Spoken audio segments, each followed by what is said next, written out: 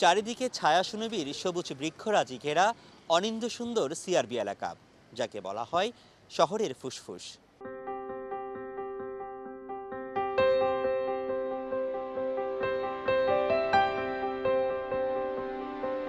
শতবর্ষী নানা গাছপালা, বিভিন্ন জীববৈচিত্র্য ও পাহাড়ের মেলবন্ধনে চট্টগ্রামে এক অনন্য নান্দনিক স্থান সিআরবি। কেবল প্রাকৃতিক সৌন্দর্যের জন্য নয়, ঐতিহাসিক কারণেও বেশ গুরুত্বপূর্ণ এলাকাটি। বছর শেষের খুশি নগদে হবে বেশি। নগদ পেমেন্টে নির্দিষ্ট ক্যাটাগরির কেনাকাটায় ৩০০ টাকা পর্যন্ত ক্যাশব্যাক। আছে ব্রিটিশ আমলের স্মৃতিঘেরা নানা স্থাপনা। 1872 সালে তৎকালীন আসাম বেঙ্গল রেলওয়ের সদর দপ্তর হিসেবে প্রতিষ্ঠিত হয় সিআরবি ভবন, যা আজও দাঁড়িয়ে আছে কালের সাক্ষী হয়ে। আসলে আমরা সিআরবি তো মূলত আসেই মনে হচ্ছে শতবর্ষী গাছগুলো দেখার জন্য, এবং এই যে সিআরবি বিশেষ করে আমাদের যে লাল বিল্ডিংটা ভবনটা আছে, যে সিআরবি রেলওয়ে যে অফিসটা, সেটাও কিন্তু খুব একটা ঐতিহ্য বহন করে। আর আস্তে আস্তে আমাদের দেশে যে আমাদের যে ঐতিহ্যগুলো আছে সেগুলো আস্তে আস্তে বিলীন হয়ে যাচ্ছে। তো আমরা যদি এই জিনিসগুলোকে আরেকটু সংরক্ষণ করি আর এগুলোর প্রতি আমরা একটু সচেতন হই, আমার কাছে মনে হয় আমাদের বাংলাদেশের যে সুন্দর সুন্দর প্রকৃতিগুলো এগুলো আমরা বাঁচিয়ে রাখতে পারবো। পুরনো গাছ আমাদের এখন গাছ কেটে ফেলে সবাই, সেখানে এত পুরনো গাছ দেখতে পাচ্ছি, এত পুরাতন স্থাপনা দেখতে পাচ্ছি, প্লাস পাহাড়ি সুন্দর রাস্তা এসে আসলেই ভালো লাগতেছে। বর্তমানে নগরীর অন্যতম বিনোদন কেন্দ্র হিসেবে গড়ে উঠেছে এই এলাকাটি। ইটকাঠের ভিড়ে একটু স্বস্তি পেতে প্রতিদিন সকাল বিকাল শত শত মানুষ ছুটে আসেন এখানে।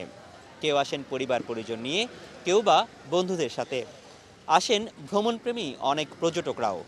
এলাকাটা খুব সুন্দর, প্রকৃতি আর ঐতিহ্যে একটা আমি বলবো অপূর্ব একটা মেলবন্ধন এখানে আছে। আর বাংলাদেশে আসলে ঘনবহুল দেশে এরকম খোলামেলা স্পেস যেখানে একটু ফ্যামিলি নিয়ে বা পরিবার নিয়ে ঘোরা যায়, এরকম জায়গা খুব বেশি নাই।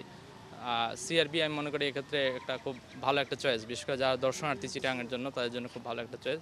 এখানে আসার কারণ হচ্ছে যে এখানে প্রাকৃতিক পরিবেশ, দেন সব থেকে হচ্ছে স্বস্তির বাতাস, যেটার কারণ হচ্ছে যে যেমন অসুস্থ মানুষ আসলে সুস্থ হয়ে যায়। এখানের বৃক্ষগুলো অনেক সুন্দর, তাই সবাই আসে এখানে ছবি তুলতে, ঘুরতে, অথবা বন্ধু বান্ধবীরা আসে আড্ডা মারতে। আর আমাদের শহর অঞ্চলে দিন দিন পরিবেশ বিপর্যয়ের মুখে। আপনি যে একটু নিরিবিলি ঘুরবেন, ওই পরিবেশটা ধ্বংস, চারিদিকে দালান কোঠা হচ্ছে, প্রতিষ্ঠান হচ্ছে।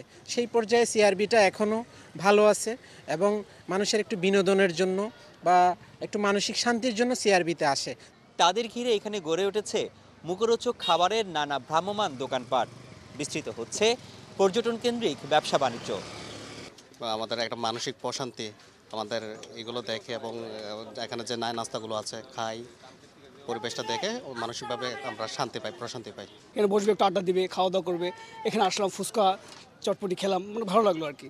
এখানে মানুষ পছন্দ করে আপনার চটপটি, বোম্বাই ফুচকা, দই ফুচকা, নর্মাল ফুচকা, বেলপুরি, এগুলো খাওয়ার জন্য এসে মানে পছন্দ করে। অনেক আসে বেড়ানোর জন্য, আর এখানে আসে খাওয়া দাওয়া, ফুচকা, চটপটি, আইসক্রিম, মোটামুটি আমাদের সেল হয় আর কি। এখানকার শিরিষতলার মুক্তমঞ্চে অনুষ্ঠিত হয় পহেলা বৈশাখ, রবীন্দ্র নজরুল জয়ন্তী, বলি খেলা, বইমেলা সহ নানা উৎসব আয়োজন।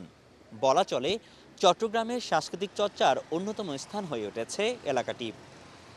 প্রকৃতি ও ঐতিহ্যের স্মারক হিসেবে এটি সমানভাবে সমাদৃত নগরবাসীর কাছে। রনি দত্ত, চ্যানেল 24, চট্টগ্রাম।